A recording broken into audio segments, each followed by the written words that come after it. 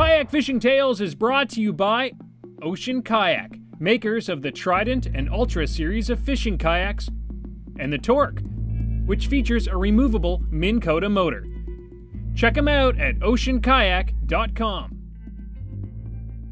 Hi, I'm Jim Salmons with the Kayak Fishing Show. This is part 2 with Patrick Sebile teaching us how to rig up the A.T. worm.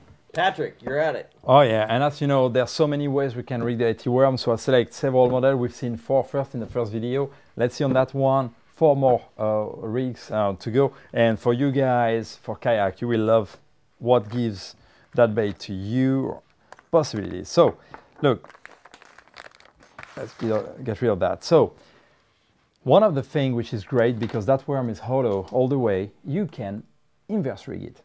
So look, you grab your worm by the tail, not by the mouth, not by the head. You put your hook, well, I won't say the word, but that little hole in the back. And now you just follow. You go to the first slot that's going to be at the egg sac. You know, think about that. Worm is a word. When you have a soft plastic that's slim and long, is it a slug? Is it a worm? Obviously, you know, that's that kind of bait. So now I push all the way from here. So as you can see, I'm in the first hole, first slot. And when I'm here, now I can, or I cannot if I want, add the weights. The weights are going to help to change the way the bait is going to dive. So you may not use any weight and just cast the bait, the A.T. worm like this, especially for largemouth bass in freshwater, because you know they like so much on a slow sinking bait to just come and swallow it. Now in saltwater, the weight will be more important, but still, of course, we can use the weight here in saltwater as well. So remember, the body is hollow. I put my hook here. I follow up to the first slot. Now I add, or I didn't if I don't want the weights.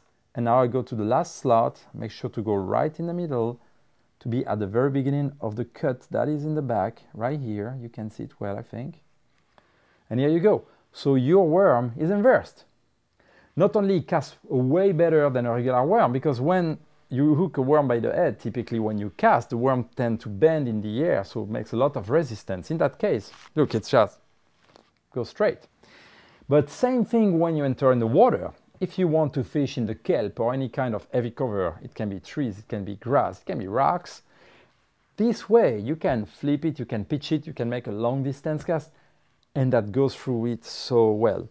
So now, if I keep the weight here, that means nearby the egg sac, because the weight is here, the bait will tend to bend a little bit in the water and will slide more like this.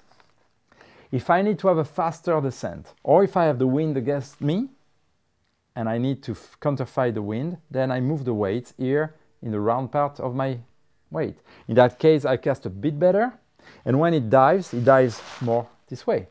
If you have a floating plastic, for example, this one is one of the colors that's floating, when it goes on bottom, it's going to stay like that.